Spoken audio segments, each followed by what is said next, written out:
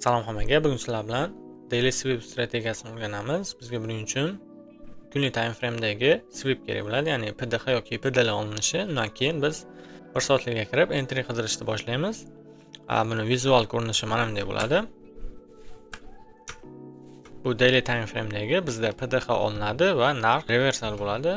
Bu 1 soatlikda ko'rinishi, ya'ni o'sha PDH olinishi va narx pastga qarab ketishi. Entry uchun biz ICT'dagi любой bitta entry modeli bo'yicha entry qilishimiz mumkin. Ya'ni bu yerda IFVG bo'lishi mumkin. Ya'ni bu yerda bizda IFVG berishi mumkin yoki market structure shift va bu yerda breaker bilan любой bitta tasdiq bergandan keyin entry qilishimiz mumkin. Bu keyingi liquidity zonagacha.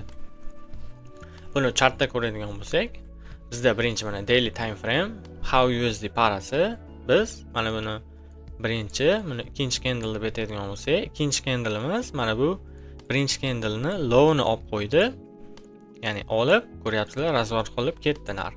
Buni endi 1 soatlikda ko'ramiz. Bu bizda keyingi liquidity zonamiz bo'ladi. Narx PDLni olgandan keyin impuls bilan chiqib ketdi va bizda mana bu yerda order block qoldirdi. Va order blockdan biz entry qilamiz va stop loss order blockni low'da, targetimiz keyingi liquidity zonada bo'ladi. Va bu yerda mana o'sha daily sweepni to'liq ko'rinishi bizda sweep qilindi va narx bir kun konsolidatsiya bo'ldi, ya'ni mana bu kun bo'ladi va keyingi kun expansion bo'lib narx o'sib ketdi, ya'ni mana bunday. Keyingi misolimiz bizda bearish example, ya'ni biz high ni oldik, ya'ni PDH ni 1 soatlikka o'tadigan bo'lsak, bizda mana high olingan va olganimizdan keyin narx pastga tushib MSS hosil qildi va MSS bilan birgalikda breaker blok va entry'miz breaker blokni tanasidan qilindi va stop loss. Bu yerda wick katta bo'lgani uchun, hozir ko'rsataman. Wick katta bo'lgani uchun har doim tepasiga qo'yish shart emas. 50% ga yoki 50% ni juda teparoqqa qo'ysa yetadi. Chunki ko'pincha narx wickni mana bu 50% dan tepa qismiga kelmaydi. 50% dan pastdagi qismiga ko'pincha reaksiya bo'lib, ya'ni pastga tushib ketadi. Va uni entrimiz o'sha tanadan va narx keyingi liquidity zonagacha bo'ldi. Bizda ya'ni PDH olindi, narx pastga quladi. Va bu yerda ko'pincha ya'ni PDH ni olgan joyda bizda FVG, order block yoki external liquidity ni yechgan bo'ladi. Shundan keyin reversal qilib ketadi narx. Keyingi example bizda mana PDL ni olib ketadi, ya'ni previous daily low o'zi oldingi daily candle ni low bo'ladi. Oldi va ko'ryapsizlar, narx wick qoldirib tepaga chiqib ketdi. Endi buni 1 soatlikda ko'ramiz.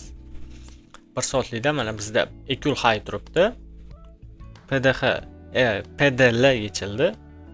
Ya'ni previous daily low, PDH bu previous daily high. Bizda narx impuls bilan tushib liquidimizni yechyapti va bizda inversion fair value ga hosil qilyapti. Biz entry qilishimiz uchun har doim MSS bo'lishi shart emas. Bizga IFVG ni o'zi ham yetadi. Ya'ni IFVG bo'lgandan keyin narx ko'pincha razvorot beradi. Ya'ni mana bunday liquidlarni yechgandan keyin bizga ko'rib turibsizlar, IFVG bo'ldi va narx impuls bilan keyingi equal high gacha qarab ketdi. Va bu yerda mana PDL yechildi va narx impuls bilan ketdi. Keyingi misolimizda PDH yechilyapti mana. 1 soatlikda ko'radigan bo'lsak, bizda mana bu PDH bo'ladi. Va bizda ko'ryapsizlar, MSS ham bor va bu yerda FVG ham hosil qilgan. Entry'miz mana shu FVG dan va stop loss swing high da bo'ladi va targetimiz keyingi equal low zonagacha bo'ladi. Bu yerda o'sha daily ni ko'rinishi high olindi va narx pastga qulab tushdi. Bu shablonni men Telegram kanalimga tashlab qo'yaman. Kanalim linki opisaniyada bo'ladi.